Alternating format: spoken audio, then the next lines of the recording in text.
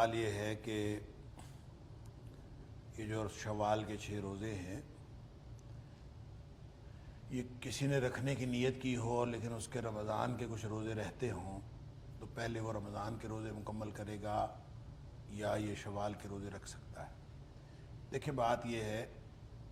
کہ جو رمضان کے روزے رہ گئے ان کی گنتی پوری کرنا ضروری ہے، لیکن وہ گنتی پوری کرنا شوال میں ضروری نہیں ہے۔ وہ اگلے 11 مہینوں میں آپ کسی بھی وقت گنتی پوری کر سکتے ہیں، لیکن یہ جو روزے ہیں شوال کے یہ تو شوال میں ہی رکھنے ہیں۔ ثم اتبعوا ستا من شوال، یہ شوال کے مہینے میں آپ رکھیں گے تو ان کا وہ اجر ملے گا، ورنہ یہ شوال سے نکل جائے گا تو وہ اجر جو نبی اکرم صلی اللہ علیہ وسلم نے فرمایا کانا کا صیام الدہر، وہ ایسے ہے جیسے اس نے ہمیشہ روزے رکھے، یہ پھر اس کو اجر نہیں ملے گا۔ لہٰذا بظاہر یہی محسوس ہوتا ہے کہ شوال کے روزے تو آپ نے شوال میں ہی رکھنے، البتہ جو رمضان کے روزے رہ گئے ہیں وہ آپ شوال میں اگر رکھ سکیں تو بہت بہتر ہے، رکھ لینے چاہیے وقت ضائع کیے بغیر۔ موت بھی سر پہ کھڑی ہے، کسی بھی وقت آ سکتی ہے، اس کے اندر تاریخ نہیں ڈالنی چاہیے۔ جب بھی آپ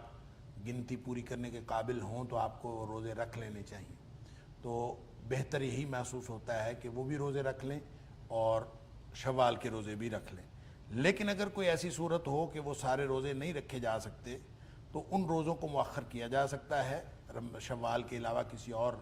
مہینے میں، لیکن شوال کے روزوں کو مؤخر نہیں کیا جا سکتا۔ ان کو آپ اگرچہ یہ نفل ہیں لیکن آپ اس کو شوال میں رکھیں گے، اور باقی روزے جو ہیں وہ دیگر کسی مہینے میں رکھے جا سکتے ہیں، اس میں اللہ کریم نے وسعت دی۔ اگرچہ یہ وسعت اس میں بھی موجود ہے، ایک اور مسئلہ ہے تداخل کا، کہ ایک عمل میں 2 نیتیں شامل ہو سکتی ہیں،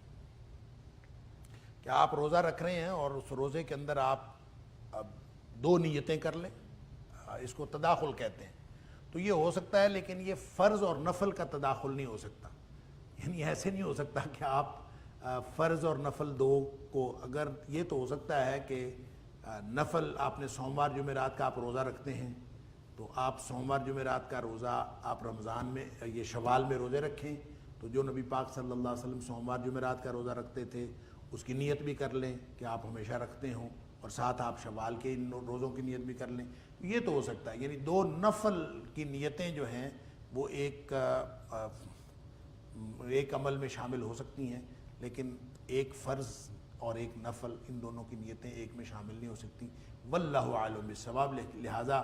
بہتر یہی ہے کہ دونوں ہی روزے شوال میں مکمل کر لیے جائیں، لیکن اگر کوئی دونوں روزوں کا مکمل کرنا ممکن نہ ہو تو پھر یہ چونکہ وقت کے ساتھ تخصیص ہے، اس کو رمضان شوال میں رکھ لیا جائے، اور باقی روزے جو ہیں وہ بعد میں کسی بھی وقت پورے کیے جا سکتے ہیں۔ واللہ اعلم بالصواب۔